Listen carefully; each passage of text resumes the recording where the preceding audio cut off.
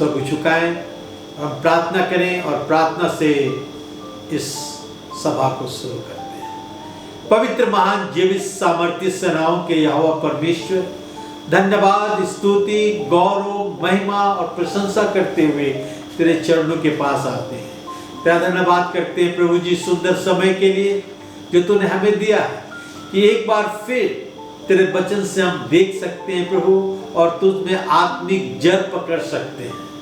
प्रत्येक को प्रभु जी जो वचन सुन रहे हैं, नाम ब नाम आशीर्वाद कर कि वो आत्मिकता में आगे बढ़ने पाए, तेरी इच्छा को जानने पाए प्रभु, और उनके जीवन के द्वारा तेरी महिमा, प्रशंसा और राज की बढ़ोतरी हो। मुझ नाचीज के साथ तो प्रभु मुझ में होकर बोल कि हम तेरी महिमा और प्रशंसा करने पाए, प्रभु यीशु ख्रिस्ट के द्वारा, आमीन।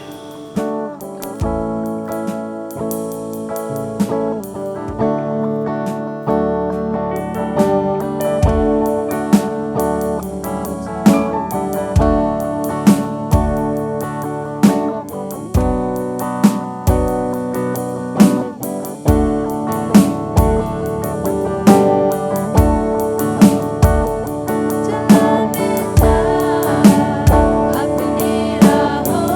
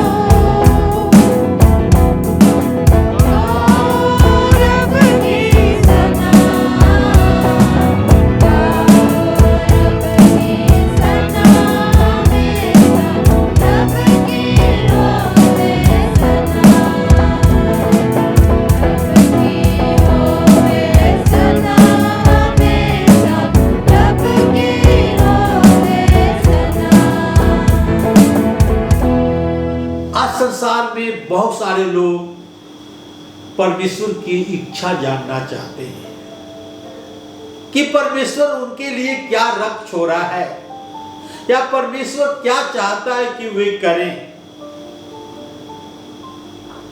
परमेश्वर की इच्छा आपके लिए भला है, अच्छा है।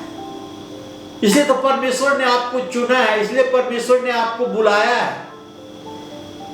परमेश्वर आपको उन्नति देना चाहता है, आपका प्रमोशन करना चाहता है, आपको आशीर्वाद देना चाहता है। और कभी कभी हम और आप परमेश्वर की बातों पर विश्वास नहीं करते, या परमेश्वर हमें तैयार करता है एक बड़े पोस्ट के लिए, एक बड़े आशीर्वाद के लिए, और उसके लिए हमें कुछ मुश्किलों से होकर गुजरना पड़ता है जो हम गुजरना नहीं चाहते। जब सोना को शुद्ध किया जाता है, उसे कुंदन बनाया जाता है, तो उसे आग में जलाया जाता है। उसकी एक प्रतिक्रिया होती है, और वो प्रतिक्रिया से होकर गुजरने के बाद सोना शुद्ध हो जाता है, उसका मूल्य बढ़ जाता है। उसी प्रकार परमेश्वर हमें और आपको कभी आग से, कभी पानी से, कभी दुख से, कभी मुसीबत से ले जाता है कि हमारे जीवन में मूल्य जोड़ सके, वैल्यू जोड़ सके, और हमें और आपको उन्नति करने पाए, प्रमोशन देने पाए। आइए बाइबल से हम निकालें उत्पत्ति के पुस्तक उसके 45 अध्याय के 5 से 7 पद मैं आपके सामने पढ़ रहा हूं। अब तुम लोग मत पछताओ, और तुमने जो मुझे यहां बेच डाला इससे उदास मत हो, क्योंकि परमेश्वर ने तुम्हारे प्राण बचाने के लिए मुझे तुम्हारे आगे भेज दिया है। क्योंकि अब 2 वर्ष से इस देश में अकाल है, और 5 वर्ष और ऐसा ही होंगे कि उनमें न तो कुछ हल चलेगा और न अन्न काटा जाएगा। इसलिए परमेश्वर ने मुझे तुम्हारे आगे इसलिए भेजा कि तुम पृथ्वी पर जीवित रहो और तुम्हारे प्राण बचाने से तुम्हारा वंश बढ़े। ये यूसुफ अपने भाइयों से कह रहा है। जब उसके भाई यूसुफ के पास आए थे अन्न खरीदने के लिए, वो यूसुफ को पहचान नहीं पाए कि यूसुफ मिस्र का प्रधानमंत्री बन गया है। ये वही भाई थे जो यूसुफ को गड्ढे में डाल दिया था, एक सूखे कुएं में डाल दिया था, वहां से निकालकर इस्माइलियों के हाथ में बेच दिया था। उन्होंने पोतीफर के घर में उन्हें बेच दिया। पोतीफर के घर में झूठा इल्जाम लगाकर उसे बंदीगृह में डाल दिया गया। और एक दिन परमेश्वर ने उसे बंदीगृह से निकालकर और राजभवन पहुंचाया, जहां वो पूरे मिस्र का प्रधानमंत्री बनाया गया। राजा एक स्वप्न देखा, और वो स्वप्न का अर्थ जानना चाहता था, और कोई उस स्वप्न का अर्थ न बताया। पर राजा के पिलाने हारे ने कहा कि जब मैं बंदीगृह में था तो एक इब्री नौजवान है जो मेरे स्वप्न का अर्थ बताया, और ठीक वैसा ही हुआ। वो राजा के स्वप्न का अर्थ बता सकता है। तुरंत यूसुफ को राज दरबार में बुलाया जाता है, उसे नहलाया जाता है। हो सकता है उसका बाल काटा गया हो, उसका दाढ़ी जो बढ़ गया था वो ठीक किया गया होगा।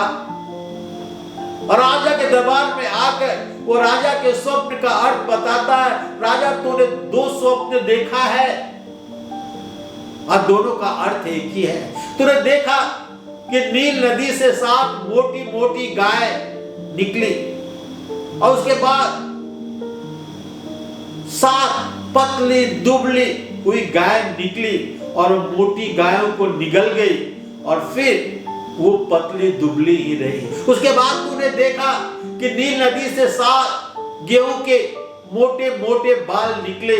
उसके बाद पुरवाई से मारा हुआ 7 दुबले पतले बाल निकले और मोटे बालों को निगल गए, फिर भी वो पतले ही रहे। ये दोनों का अर्थ एक ही है कि पहले 7 वर्ष तुम्हारे राज में बहुतायत से फल होगा, उत्पन्न होगा,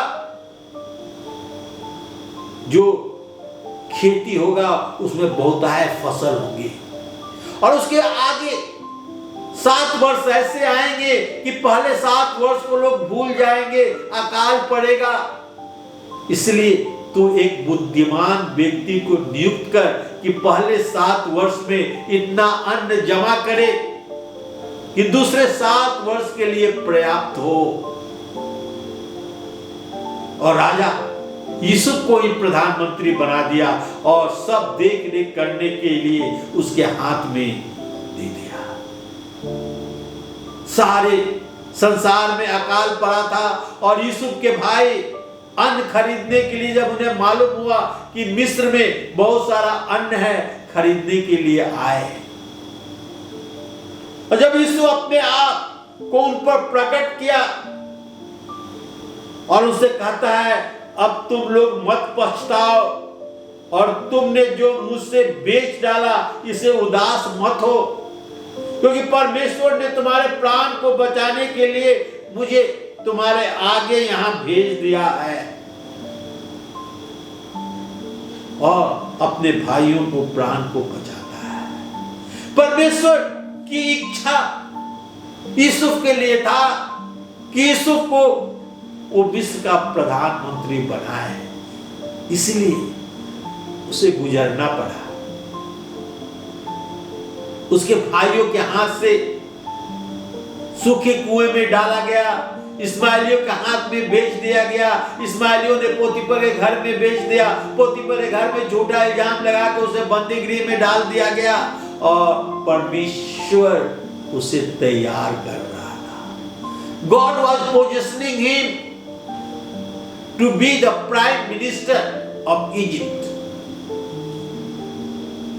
उसे जाना पड़ा दुख और तकलीफ से, और तब एक दिन अचानक परमेश्वर उसे मिस्र का प्रधानमंत्री बना देता है। परमेश्वर की इच्छा आपके लिए क्या है? आपके जीवन में क्या है? हम सभी जानना चाहते हैं। हम जानना चाहते हैं कि एक तो ब्लूप्रिंट आकाश से, स्वर्ग से हमारे पास आए कि पढ़ाई लिखने के बाद हम कहां काम करेंगे, किस घर में रहेंगे, किससे हमारी शादी होगी। और हम यही चाहते हैं, लेकिन नहीं, परमेश्वर ऐसा नहीं करता। परमेश्वर यहां ऐसा नहीं करता। परमेश्वर प्रिंट आउट नहीं देता। बाइबल में कुछ गाइडलाइन है उन सब के लिए जो अपने जीवन में परमेश्वर की इच्छा जानना चाहते हैं। जब आप फैसला कर लेते हैं तो आप, या जब आप फैसला लेने वाले हैं तो आप परमेश्वर को इसमें शामिल करें। परमेश्वर आपको बनाया है और आपके लिए चिंतित है। वो अपनी इच्छा आप पर प्रकट करना चाहता है कि आप अपने जीवन में अच्छी तरह से जीवन व्यतीत करने पाए, अपने जीवन को इन्वेस्ट करें परमेश्वर की इच्छा के अनुसार, कि आपके जीवन के द्वारा परमेश्वर की महिमा, प्रशंसा, स्तुति और जय जयकार हो। अगुवाई के लिए परमेश्वर की प्रतिज्ञा। परमेश्वर हमसे प्रतिज्ञा किया है कि वो हमारी अगुवाई करेगा।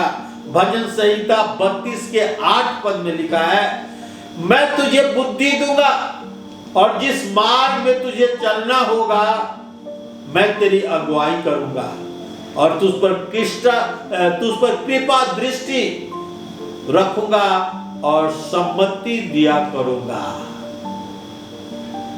परमेश्वर कहता है कि मैं तुझे बुद्धि दूंगा जिस मार्ग पर तुझे चलना होगा उसकी अगुवाई करूंगा और तुझ पर कृपा दृष्टि रखूंगा और सम्मति दिया करूंगा।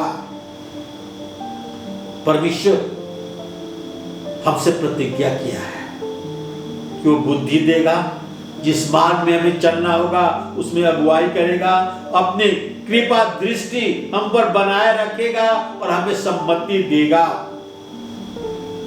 परमेश्वर अपने प्रतिज्ञा को तोड़ता नहीं और हमें भी परमेश्वर से प्रतिज्ञा करना है कि हम उसके अनुसार चलेंगे। बाइबल में जो प्रतिज्ञा परमेश्वर ने हमसे किया है वो सदा पूरा करता है। परमेश्वर कभी अपने प्रतिज्ञा को तोड़ता नहीं है। परमेश्वर अपने लोगों की रक्षा करता है। प्रतिज्ञा किया है कि उनकी रक्षा करेगा, उनकी समस्याओं का समाधान करेगा। मूसा के साथ परमेश्वर रहा, उसकी अगुवाई किया। दानियल के साथ परमेश्वर रहा, उसकी अगुवाई किया।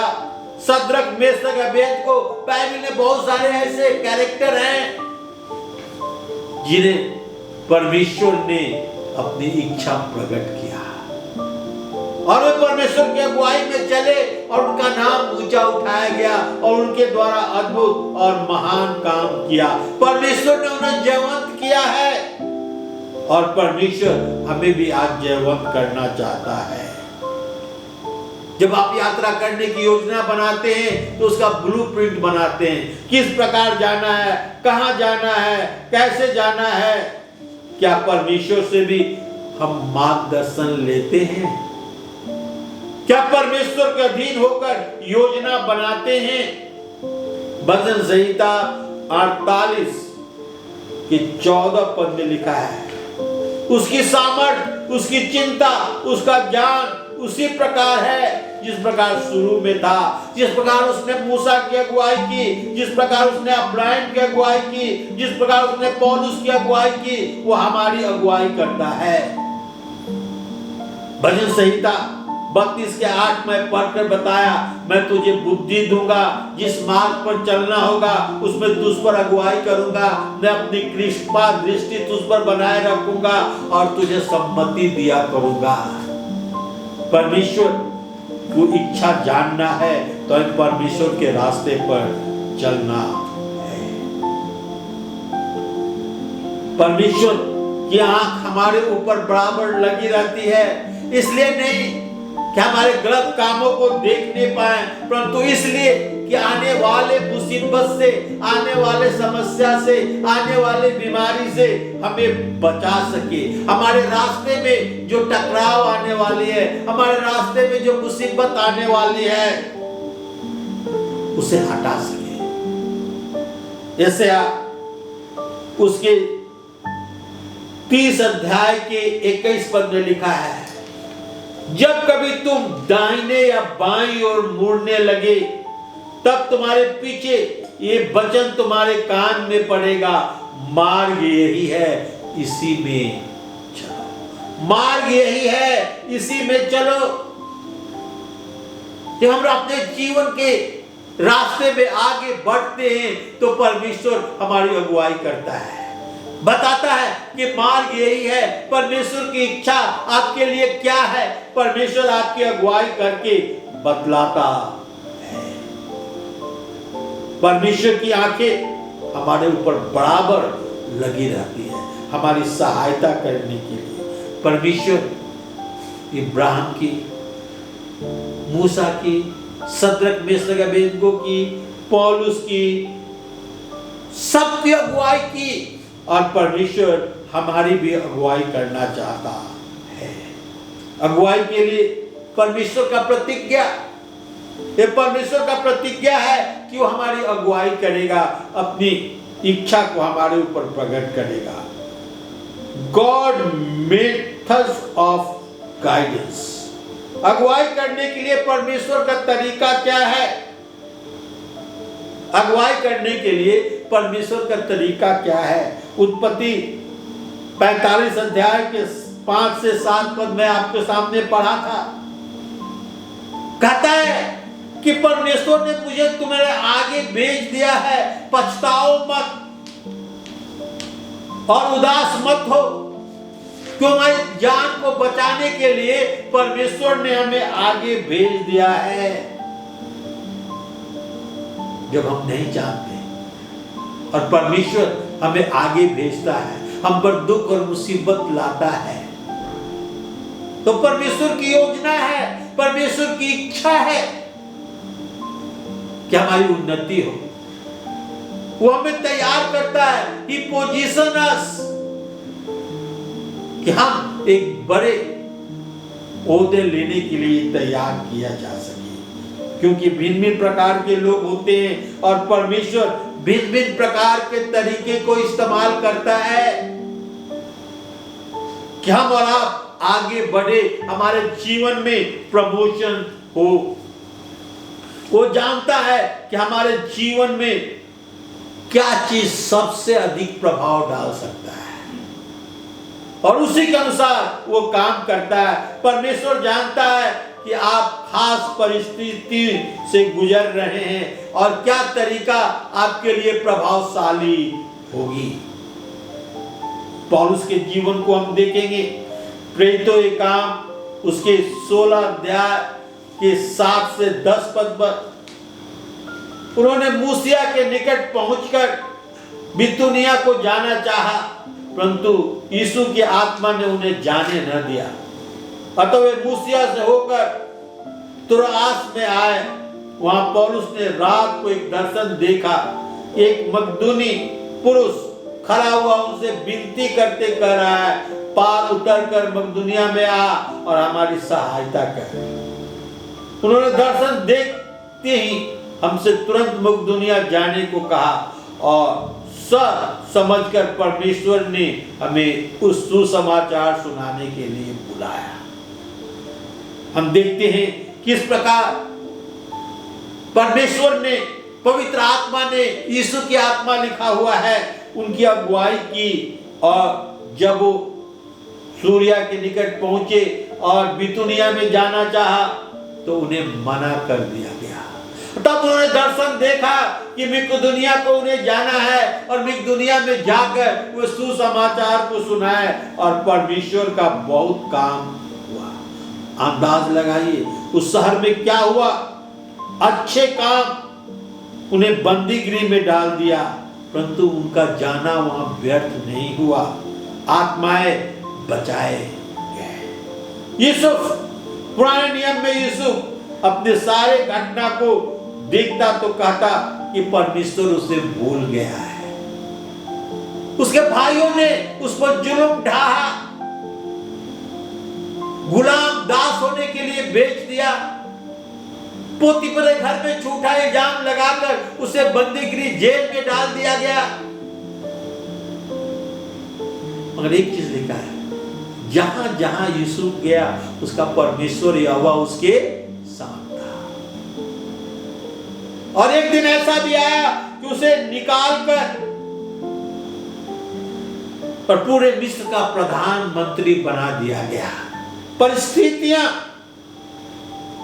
ऐसी हो गई थी कि 7 वर्ष बहुत सारे अन्य होंगे और पिछले 7 वर्ष अकाल पड़ेगा और यूसुफ को सब कुछ राजा यूसुफ के हाथ में सब कुछ सौंप दिया कि उसकी देख रेख करे। वही भाई जो उसे बेच दिए थे उसके पास आए सहायता के लिए, अन्न खरीदने के लिए, और अपने आप को प्रकट करता है और कहता है कि तुम लोग मत पछताओ कि तुम लोगों ने मुझे यहां बेच दिया, उदास मत हो, परमेश्वर ने तुम्हारे प्राण बचाने के लिए मुझे पहले यहां भेज दिया है। एस्तर रानी, एस्तर अनाथ थी, रानी बनी, वो यहूदियों को नाश होने से बचाया सकी। यह साधारण तरीके से नहीं हुआ। एस्तर अपने जीवन को दांव पर लगा दी थी। एस्तर की पुस्तक उसके 4 अध्याय के 11 से 14 पद में आपके सामने पढ़ना चाहता हूं। राजा के सब कर्मचारी, राजा के प्रांतों के सब लोग को भी मालूम है कि क्या पुरुष क्या स्त्री कोई क्यों ना हो, बिना जो आज्ञा बिना पाए, आज्ञा बिना पाए भीतरी आंगन में राजा के पास जाएगा, उसे मार डालने की आज्ञा है। केवल जिसकी ओर राजा सोने का राजधन नहीं वही बढ़ाए वही बच जाएगा। परंतु मैं अब 30 दिनों से राजा के पास नहीं बुलाई गई हूँ। एस्तर ने ये बातें मोर्देकै को सुनाई। तब मोर्देकै ने एस्तर के पास काला भेजा, तू मन ही मन ये विचार न कर कि मैं राजभवन में रहने के कारण और सब यहूदियों से बची रहूंगी, क्योंकि तू इसी समय चुपचाप रहे और किसी न किसी उपाय से यहूदियों का छुटकारा और उद्धार हो जाएगा, परंतु तू अपने पिता के घराने समेत नष्ट होगी। क्या जाने तुझे ऐसे ही कठिन समय के लिए राजपद मिला है। जब यहूदियों को नाश करने पर था, मोर्देकै उन्हें नाश करने पर था, हम देखते हैं यहाँ पर मोर्देकै उसका मामा था और उसे यहूदियों को नाश करने के लिए लोग मन ग्रंथ कहानी ढूंढ रहे थे, संयंत्र कर रहे थे। तब मोर्देकै ने एस्तर से काला भेजा और कहलाया कि तू मन ही मन ये विचार न कर, तू राजभवन में है तो बच जाएगी। परमेश्वर अपने लोगों को किसी न किसी तरीके से बचा ही लेगा, पर तू अपने पिता घराने समेत नाश किए जाएगी। और बड़े हियाव के साथ एस्तर राजा के भीतरी कोर्ट में गई, जहां लोगों को जाने के लिए मना किया गया था कि उन्हें मार डाला जाएगा। उसका एक ही उपाय था, राजा अपने सोने के राजदंड को आगे बढ़ा दे तो आदमी को आने की अनुमति हो जाती थी। और एस्तर गई और यहूदियों को बचाने पाए। 12 भेदिए कनान का भेद लेने के लिए गए थे, जो 2 भागों में बट गए, 2 और 10। 2 ने कहा परमेश्वर हमारे साथ है, हम कनान पर जय पा सकते हैं, और 10 लोगों ने कहा कि वे हमारे स्त्री और बच्चों को गुलाम बना लेंगे, हम उनके सामने टिड्डी के समान हैं और हम उसे नहीं जीत पाएंगे। विश्वास रखे परमेश्वर हमारी अगुवाई कर, हमारे साथ रहकर हमारे लिए लड़ेगा और हमें जयवंत करेगा। तो हम देखते हैं, आज हमने पहले पॉइंट को देखा, अगुवाई के लिए परमेश्वर की प्रतिज्ञा, अगुवाई के लिए परमेश्वर का तरीका, और तीसरा हम देखेंगे परमेश्वर से सीधे मांगे, आस्क गॉड डायरेक्टली, परमेश्वर से सीधे मांगे। भजन संहिता 25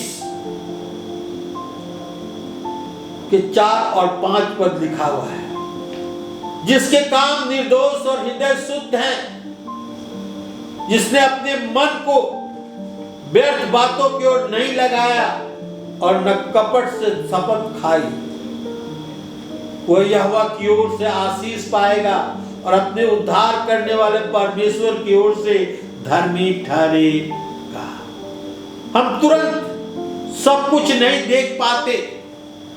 यूसुफ के जब भाइयों ने पकड़वाया, उसे बेचा, तो नहीं देख पाया कि वो मिस्र का प्रधानमंत्री बन जाएगा। उसी प्रकार हम सब कुछ तुरंत नहीं देख पाते जो परमेश्वर लिए हमारे लिए रक्त छोड़ा है, परंतु हम सच्चा विश्वास करके परमेश्वर के आशीष को पा सकते हैं।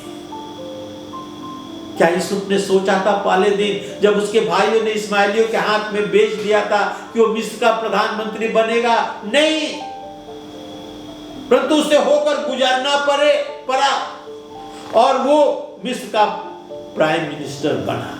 परमेश्वर की इच्छा के विषय में हमें उदास होने की आवश्यकता नहीं है, परमेश्वर हमारी अगुवाई करेगा। भजन संहिता 27 के 11 पद में लिखा हुआ है, हे यहोवा अपने मार्ग में मेरी अगुवाई कर और मेरे द्रोहियों के कारण मुझे चौरस रास्ते पर ले जा।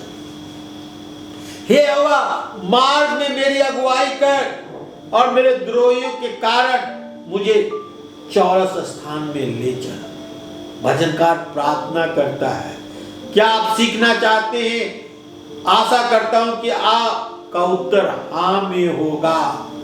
परमेश्वर अपने वचन के द्वारा, दूसरों के द्वारा, संदेश के द्वारा हमें सिखाता है। हमारे आत्मिक दुश्मन हमें परमेश्वर के सीधे रास्ते पर ले जाने से भटकाते हैं, मगर परमेश्वर हमें सीधे रास्ते पर ले जाना चाहता है। हमारे आत्मिक दुश्मन से हमें बच के रहना है। हमारे परमेश्वर के लोग, मित्रगण हमारे फैसले के विषय में प्रश्न पूछ सकते हैं। वे हमारे दुश्मन नहीं है, परंतु हमारे शुभ चिंतक हैं। मत्ती रचित सुसमाचार 6 अध्याय के 33 पद में लिखा हुआ है, और हमें परीक्षा में न ला, परंतु बुराई से बचा, क्योंकि राज, प्रकट और महिमा सदा तेरे ही है। आमीन। हमें प्रार्थना करना है जिस प्रकार प्रभु यीशु मसीह ने हमें प्रार्थना करना सिखाया कि हमें परीक्षा में न ला। शैतान हमें परीक्षा में लाना चाहता है। हमारे परमेश्वर के पास उत्तम योजना है हमारे लिए, और वो हमें उसे देना चाहता है यदि हम उससे मांगे। लेकिन मांगो तो तुम्हें दिया जाएगा, ढूंढो तो तुम पाओगे, खटखटाओ तो तुम्हारे लिए मार्ग खोला जाएगा। जब हम परमेश्वर की अगुवाई मांगते हैं तो परमेश्वर हमारी अगुवाई करता है।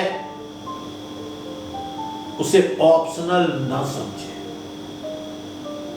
परमेश्वर की अगुवाई को हम ऑप्शनल न समझे, उसी पर हमें चलना है। जब हम परमेश्वर की इच्छा को जानते हैं और वो हम पर प्रकट करता है, तो हमें चाहिए कि परमेश्वर को हम प्रसन्न करें और उसकी इच्छा के अनुसार चलें। नीति वचन उसके 3 अध्याय के 5 और 6 पद में लिखा हुआ है, तू अपनी समझ का सहारा ना लेना, परंतु संपूर्ण मन से यहोवा पर भरोसा रखना, उसी को स्मरण करके सब काम करना, तब वो तेरे लिए सीधा मार्ग निकालेगा। तू अपने समझ का सहारा ना लेना, परंतु संपूर्ण मन से यहोवा पर भरोसा रखना, उसी को स्मरण करके अपने सब काम करना, और तेरे लिए वो सीधा मार्ग निकालेगा। हमारा परमेश्वर हमारी सहायता, मदद और अगुवाई करने के लिए सदा तैयार है। वो हमें कभी नहीं छोड़ता। बहुत पहले की बात है, मेरे पास उस समय केवल स्कूटर था और बहुत जरूरी काम था, और अचानक स्कूटर का चाबी मिल नहीं रहा था, कहीं खो गया। बहुत ढूंढा, कहीं नहीं मिला। 2-3 घंटे के बाद मैंने उसे पाया कि मेरे पिछले जेब में वो है। कभी कभी हमारा यह अनुभव होता है कि हमारे आसपास ही वो होता है जिसकी इच्छा हम करते हैं, जिसके लिए हम खोज करते हैं, पर हम उसे ढूंढते हैं। बहुत बार जब हम ढूंढते हैं तो वो चीज हमें मिलता नहीं, परंतु हमारे आसपास ही रहता है। हो सकता है आपको ऐसा अनुभव हुआ कि आपका चाबी, आपके पैसे, आपके पुस्तक के साथ, और आप अपने बहुत करीब ही पाया हो। उसी प्रकार परमेश्वर की इच्छा हमारे जीवन के लिए है जो हमारे आसपास रहती है। ऐसा के पुस्तक 49 अध्याय के 1 और 5 पद हम पढ़ेंगे। परमेश्वर का वचन यूं कहता है, हे द्वीपों, मेरी ओर कान लगाकर सुनो, हे दूर दूर के राज के लोगों, ध्यान लगाकर मेरी सुनो। यहोवा ने मुझे गर्भ ही में से बुलाया, जब मैं माता के पेट में था तभी उसने मेरा नाम बताया। अब यहोवा जिसने तुम्हें जन्म ही से इसलिए रचा कि मैं उसका दास होकर याकूब को उसकी ओर लौटा ले, अर्थात इस्राएल के उस के पास इकट्ठा करूं, क्योंकि यहोवा की दृष्टि में मैं आदर योग्य हूं और मेरा परमेश्वर मेरा बल है। मेरा परमेश्वर हमारा बल है। हम यहां देखते हैं यशायाह की पुस्तक में कि परमेश्वर हमें और आपको हमारे माता के गर्भ से ही बुला लिया है, हमें चुन लिया है, हमारा नाम बताया है। गलातियों की पत्री 1 अध्याय के 15 पद में लिखा है, परंतु परमेश्वर की, जिन्होंने मेरी माता के गर्भ से ही मुझे ठहराया और अपने अनुग्रह से बुलाया। हमें जन्म लेने के पहले परमेश्वर ने हमें चुन लिया है, हमें बुलाया है कि हमें इस्तेमाल करे। परमेश्वर अपनी इच्छा के अनुसार हमारे जीवन को व्यतीत करने के लिए हमसे आशा रखता है कि हम उसमें आगे बढ़ते जाएं।